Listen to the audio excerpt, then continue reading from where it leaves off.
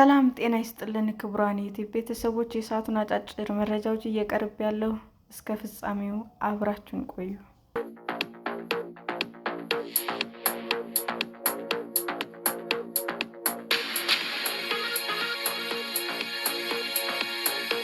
ባለፉት 6 ወራት ለ370 ባለሀብቶች የኢንቨስትመንት ፍቃድ መሰጠቱን የሰሜን ሸዋ ዞን አስታወቀ።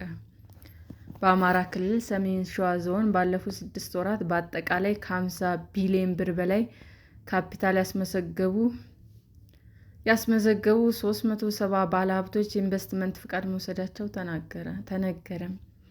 የዞኑ ዋና አስተዳዳሪ አቶ መካሻ አለማየሁ እንደገለጹት ለኢንቨስትመንት ምቹ መሆኑንና 50 ቢሊዮን ብር ያስመዘገቡ 370 ባለሀብቶች መኖራቸውን ጠቅሰው ይህም 65,000 ለሚሆኑ ዜጎች የሥራ ዕድል እንደሚፈጥር ተናግረዋል።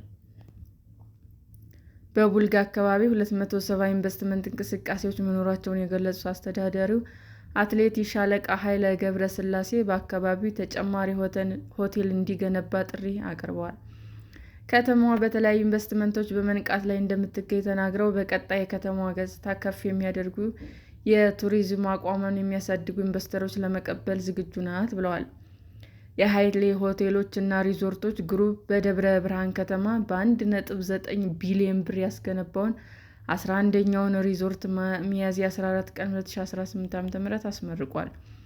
ሪዞርቱን መርቆ የከፈተው ሻለቃ ኃይሌ ገብረስላሴ የሆቴሉ ግንባታ የተወሰነ ጊዜ ቢወስድም በታቀደውና በሚፈለገው ጥራት መጠናቀቁ ትልቅ እርካታ እንደሰጠው ገልጿል።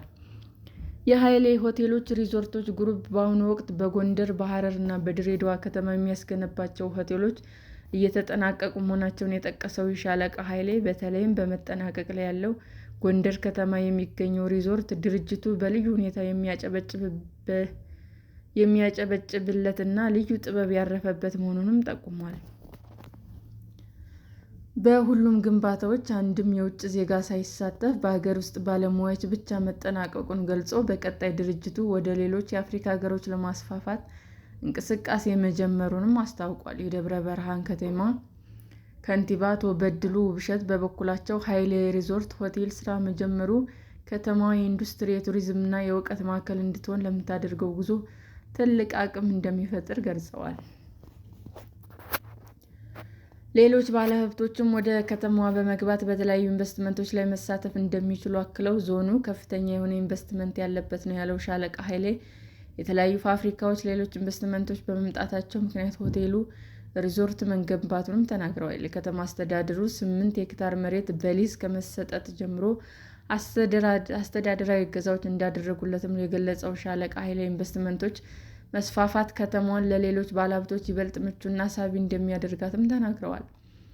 ባለ 4 ኮከብ ደረጃ ያለው ኃይሌ ሪዞርት ሆቴል በውስጡ 123 ዘመናዊ የመኝታ ክፍሎች፣ 4 ሬስቶራንቶች፣ የተለያዩ ባሮች፣ 6 የመሰብሰቢያ አዳራሾች እንዲሁም የተሟላ ጂምናዚየም፣ ሳውና፣ የቤት ውስጥ ዋና ገንዳና የሞሮኮ ቫዝ አገልግሎት አካቷል። በአሁኑ ወቅትም ለ200 ዜጎች ቋሚ የሥራ ዕድል መፍጠሩን ሙሉ በሙሉ ስራ ሲጀምር የሰራተኞች ቁጥር ወደ 300 ከፍ እንደሚልም ተገልጿል።